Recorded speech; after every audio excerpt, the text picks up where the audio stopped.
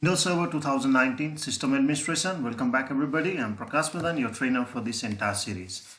So as a system administrator or system engineer or any IT head, wherever we all work, one of the most important tasks in order to perform our day-to-day activity is to troubleshoot your networking as well. So apart from knowing all the group policies, all the new features or the rules or the services that we are going to deploy in our any network environment using any server family operating system, it is a major responsibility of that system administrator to troubleshoot the network. And this network troubleshoot is the day-to-day activity of every system administrator. So in order to help you to perform all these day-to-day activities, today I'm bringing this video to help you to clearly understand which are the most commonly used your command line tool utilities. So now today we are going to use some of the most important command line that will definitely help you to troubleshoot your network issues. So for that, I'd like to take you to the command prompt first. So let's go, and first we are going to discuss about the use of this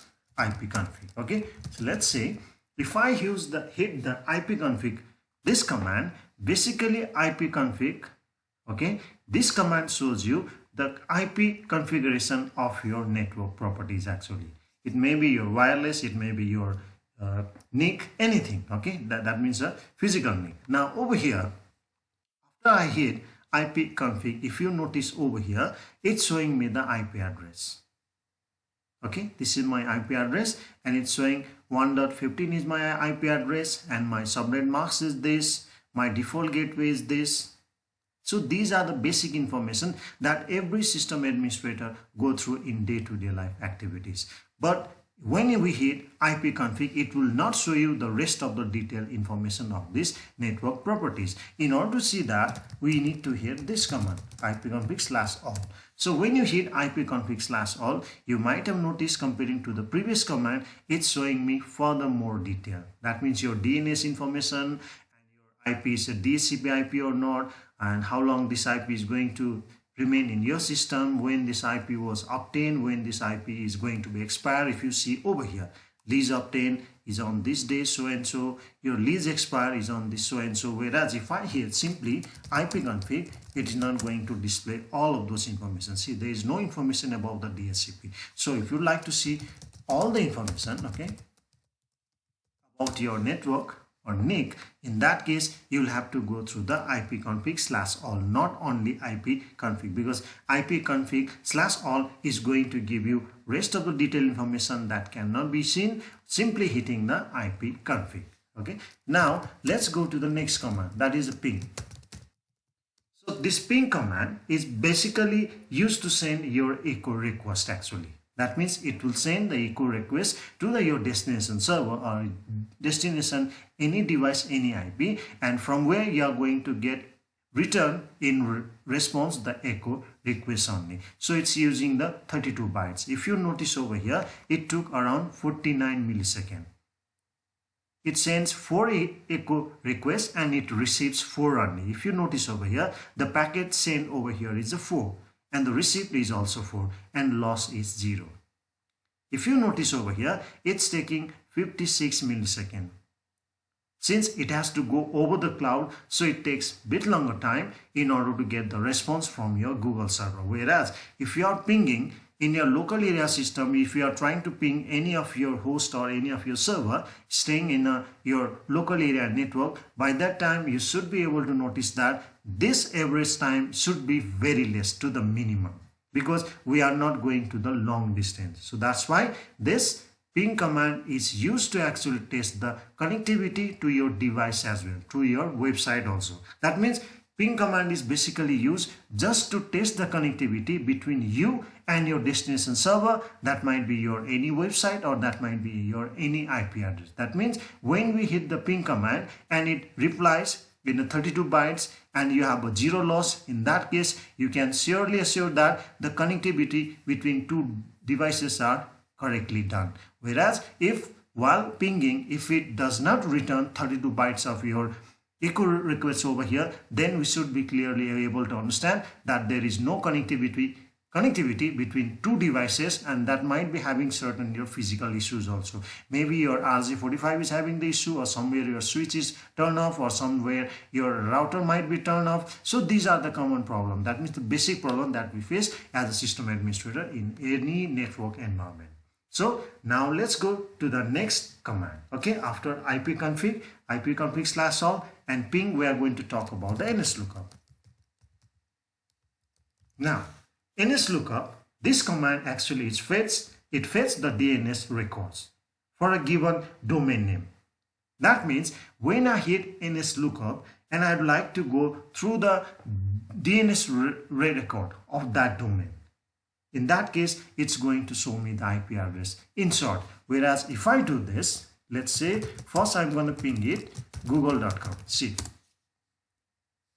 it's responding from the one IP address. Whereas if I would like to see the rest of the IP address through which I am going to communicate to this Google, in that case ping will not respond you using the multiple IPs. If you'd like to go through the multiple IP of Google, in that case we can use NSLOOKUP command. NSLOOKUP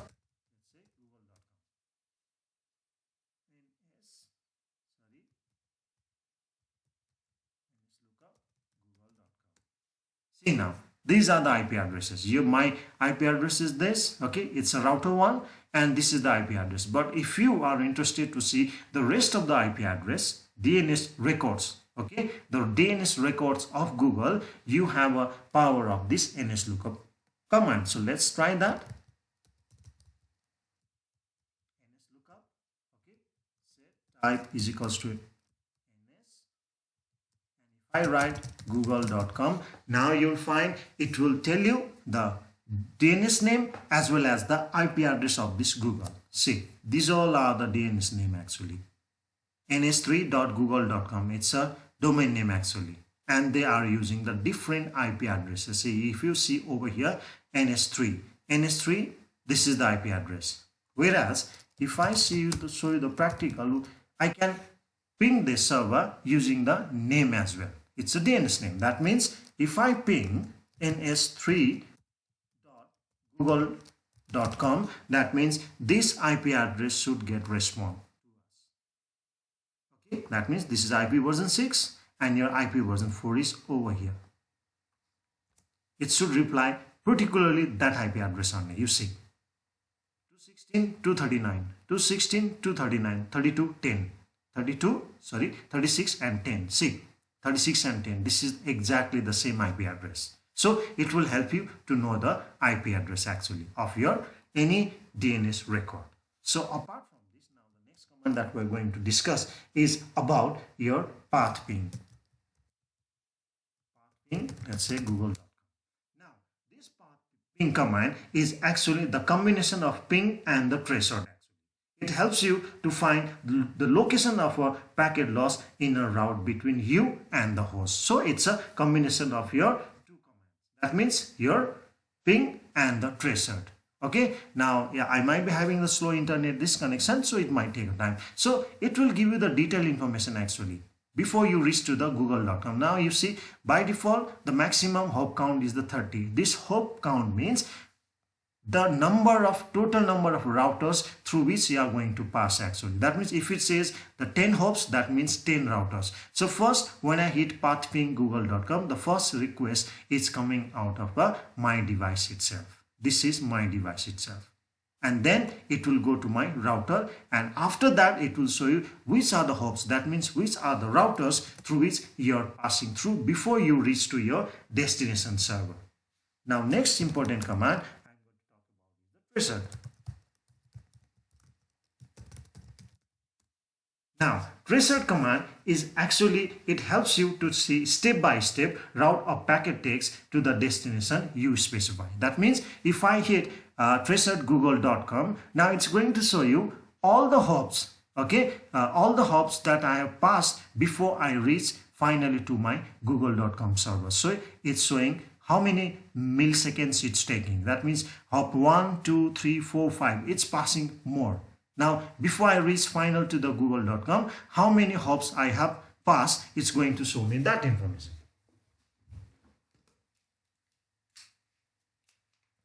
It's still counting, it's searching. So far we have passed over the 8 hops before we reach to the google.com, and it's returning you the IP addresses of those servers. That means those routers also. That means when I hit google.com, I passed from all of these routers which normally we cannot see. So this, in order to see this, all the information, you should have a proper knowledge of this command line tools, which I'm going to show you right now. So right now we are dealing with the TRACERT command. Now 13 hops already counted. It depends upon your bandwidth as well. 15. Still it's counting now. That means we are passing through so many routers. So that router itself means your hop count actually. 17 hops we have already counted. Now that means TRACERT is over. That means before I reach to this google.com, we pass through the 17 hops. That means 17 routers connection was successfully set before we see or we meet the google.com page.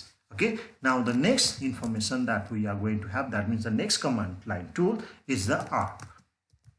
This ARP command tool is used to see the local address resolution protocol cache. That means whichever IP addresses you have currently set the communication, whichever sites you have viewed actually. So this ARP command is going to help you to see the MAC address. That means the physical address of all of those sites. That means all of those IP addresses actually. So this is stored in your cache. So definitely these commands are going to help you to solve your day-to-day life network troubleshooting so that your server performs smoothly or your network connectivity is set smoothly without having any issues. So I do believe all of these basic commands will definitely going to help you to perform your day-to-day activities as a system engineer or the system administrator. If you find it fruitful, please do like and subscribe. Thank you.